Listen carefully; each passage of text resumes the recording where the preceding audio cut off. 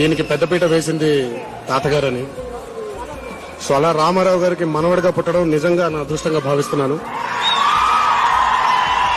ఈరోజు నిజంగా ఆ మనిషి మన మధ్య ఉంటే బాగుండేదేమో. నన్ను ఇన్స్పిరేషన్ గా తీసుకుని మూడో తరం ఇండస్ట్రీ కూడా ప్రజల వైపు ఇంత మొగ్గు చూపిస్తున్నారా, ఇంత బాధ్యతగా ఫీల్ అవుతున్నారా అని ఆయన కూడా గర్వపడేవాళ్ళేమో.